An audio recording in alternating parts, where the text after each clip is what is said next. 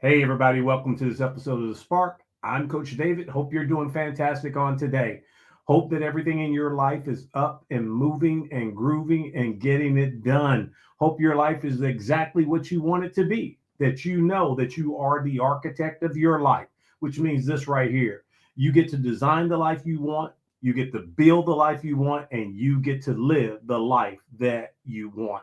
And my thing is this right here, get out there and get after it day by day, building that dynamic life that you so much deserve and that you desire. It is up to you to get it done. Like they say, if it's going to be, it's up to me. That's exactly the way it is with your life. Thank you for being here on today. And I want to jump right back into mastering the mental. We're still on that series of lessons that's helping us develop, that mental toughness, if you will, that mental resilience, and also to get into the game of life and stay in the game of life and win each and every day. Today, I'm going to take you a little bit further because I'm going to talk about taking the fear out of failure. I'm going to say it again. Take that fear of failure, taking the fear out of failure. Now, I didn't say you wouldn't fail, but I don't want you to be afraid of it. I don't want you to be fearful of it. What is fear of failure? It's nothing more than an anxiety or an avoidance response that occurs when we're overly worried or concerned about making mistakes or falling short of our expectations. That's all it is. And what we do, we get into a situation where we have these expectations, and because of that, we fear disappointing others or even disappointing ourselves. So you have to understand that this fear of failure is an avoidance response. It's an anxiety. And when you get overly concerned or overly worried about making mistakes, I've come to understand that you make mistakes. So what I want to do on today, I want to help you just take that fear out of failing. Now, once again, I'm going to say it again. I did not say that that you would never fail, because the truth of the matter is you very much might fail, and chances are you're going to fail. But what you do with the failure, that is the important part. See, this is what I've come to understand.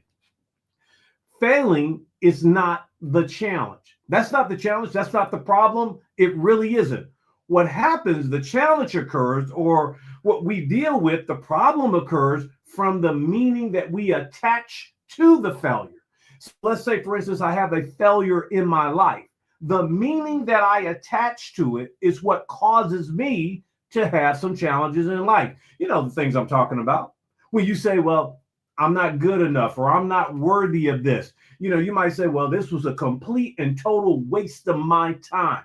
And then what begins to happen, we start thinking like, I shouldn't have risked this. I shouldn't have done this. All because of the meaning that we attach to failure. So if you attach a meaning that you're not good enough, when you fail, that'll impact you in such a way that you may never go out and try again. And I want to encourage you with something on today. This is the truth. Failure is just a result. What do I mean? It's an event. It happens. So I'm not going to attach my self-worth. I'm not going to attach my self-image, and I'm definitely not going to attach my future to a moment, an event, a point of failure. It happens. Even the greatest in the world have failed. I oftentimes think of Michael Jordan, who has been trusted so many times to take the final shot. And the thing about it is that he missed a lot of times, but yet he's still known as what we call the greatest of all time. People arguably say that he is the GOAT, the greatest of all time, even though many times Michael Jordan himself will tell you that he has failed. So I want to help you understand that failure is just an event. It's just a result. So you don't attach yourself to that. Okay. You don't attach your self-worth. You don't let your self-image be messed up by that. And you definitely don't want to let your future, this event right here, does not predict your future. So you got to learn to get over that. So here's what I understand also. I need to understand where this fear comes from, this fear of failure comes from. Because when I can understand the root of it, is, as you will, I can go in and kill the root. And the thing that's so important about this is that we need to understand is that many times this root is very deep and we got to root it out, dig it out and get it out, because you could take off the leaves of a tree, but most of the time, if you don't kill the root, the tree doesn't die. So I want to help you with that on today. Where does the fear of failure come from? Well, I came up with this little acronym, if you will, that'll help you with that. It's called SICK, SICK, because this fear of failure will make you sick. Fear of failure comes from 4 distinct places as I research and as I study. Number 1, it comes from our society, because it's what our culture says, that failure equals weakness. Failure means that you're not good enough. Failure means that you've come up short. And so society has a way of painting a picture for you that if you buy into it, you won't continue to try. You won't continue to go forward. That's the S in SICK. The second one is that we have our identity attached. That's the I. We have our identity attached to the failure. Our self-worth is tied to results. Wow. So when we don't get the results that we are looking for, when we don't get the expectation of our work and everything, if we're not careful, our identity will suffer. Well, I already shared with you, you never attach your self-worth or your self-image or your future to failure. So the identity part of it, our identity attachment, is what is causing that, so that we have the S and the I. What about the C, David? The C is a comparison factor. Now, I talked about this last week when I was teaching you mastering the mentals. But here's the thing about it. We are consistently measuring ourselves against others. And I shared with you last week, that's a very dangerous place to be, because many times you're going to find people doing worse than you, and you're going to find people doing better than you. What you need to measure yourself against, and I'm kind of reteaching last week's lesson very quickly here. What you need to measure yourself against is where you were yesterday.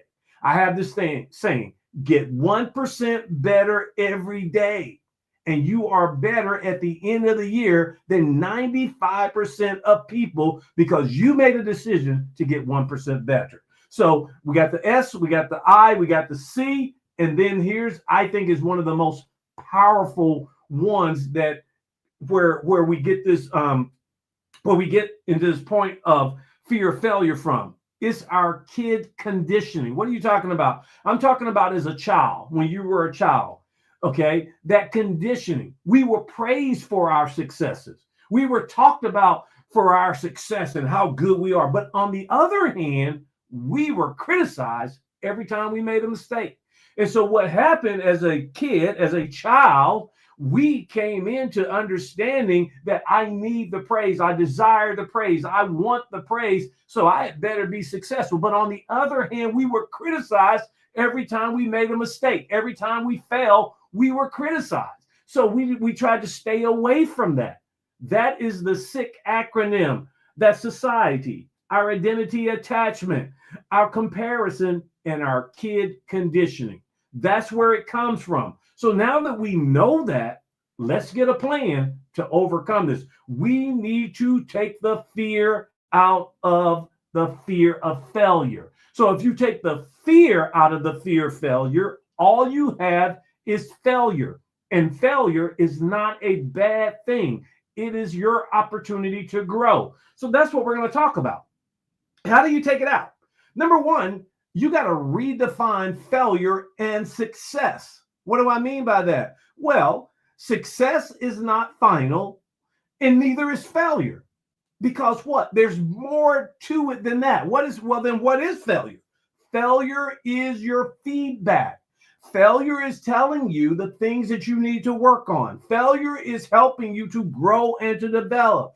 Failure says, hey, this is the event. This is what occurred. What do you need to do in order to get better? That's all failure is. Don't attach it to yourself. Don't attach it to your future. How many people have failed and are still going strong?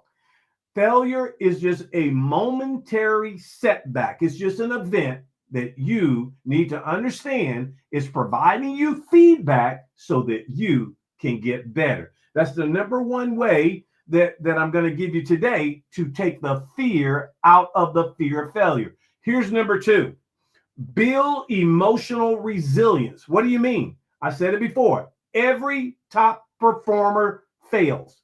Every top performer has hiccups. Every top performer has mistakes, but they understand this right here. They understand this. This is just a part of growth.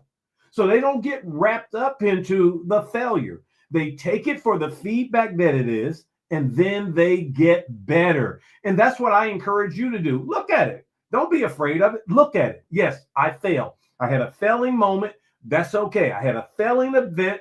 I'm okay. I need to look at this and see, what is this teaching me? What is this showing me? What do I need to get better at? Where do I need to improve? Fearing failure won't get you that.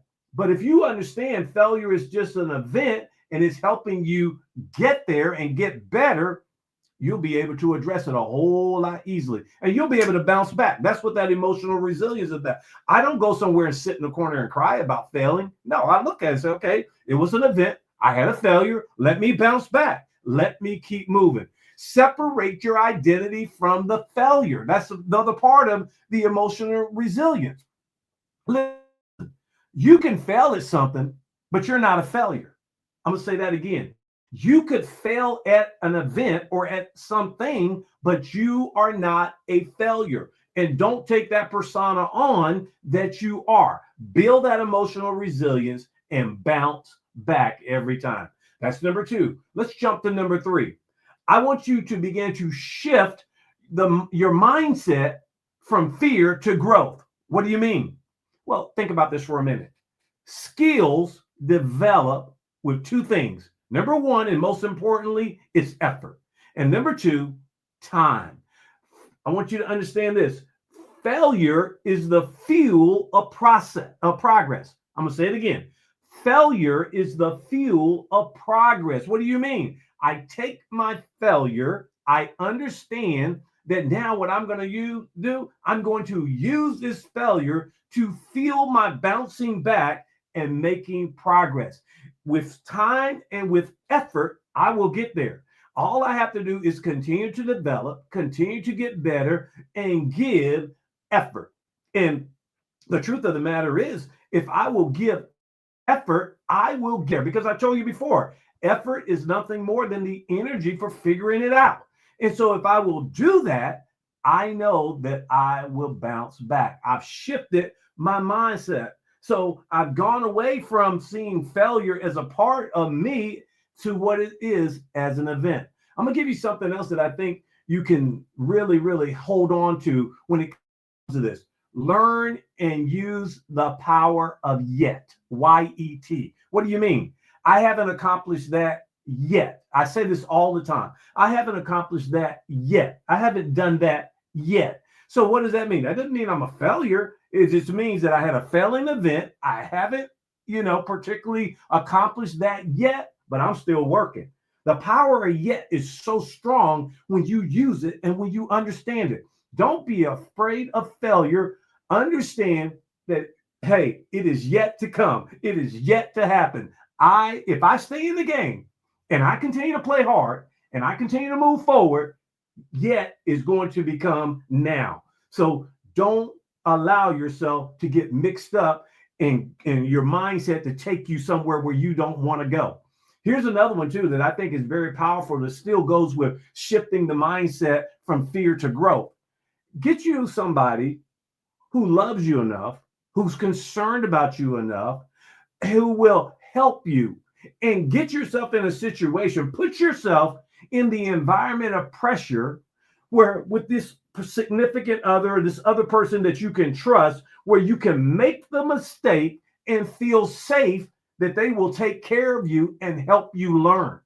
That is so important that you have those people in your life. I have people in my life where I can go out and I can do things. I can make a mistake and they can buffer me. They can help me. They can assist me to be better. I want to encourage you to find that person in your life. And then I have one more for you today. Develop a failure resistant plan or principles. What do I mean by that? Well, when you fail, you need to also know that it is the event. You need to have a plan on how you're going to bounce back. You need to have principles in your life that says, hey, look, here's my principles. I do not attach myself with the event. Yes, I had a failure, but I'm not a failure. Why? Because I'm still breathing. I'm still alive. I have the opportunity to move on. The thing that's so important about this is when you develop these failure resistant plans and principles, that when you have it, it doesn't shut you down. It actually motivates you. And that's what I want to encourage you with on today. Mastering the mental and taking that fear out of failing. Making failing what it is all by itself has nothing to do with you. It is fuel, it is growth, it is progress, and it's an opportunity for you to get better. Boy, I hope that's helped you on today, because it definitely helped me, because we all are going to find ourselves facing failure sometime. What we do with it, how we use it, how we go forward is going to determine where we go in life. So do me a big favor. Share this with someone. Give this to somebody else and let them use it to help their lives. And in doing that, what we're going to begin to see, we're going to begin to see people who aren't afraid of failure. There's no fear. Hey, I go out there and get it done. And I'll say this as I wrap it up. If you're not failing sometime, you're not doing anything. People who do things fail sometime. But I tell you, I would rather have a person that's out there trying to get it done and failing than a person that's sitting on there do nothing, doing absolutely nothing. So take that with you on this week. Go forward. Have a great week. But remember this right here. You are the architect of your life. I'm Coach David. I believe in you. I'll see you next week. Bye.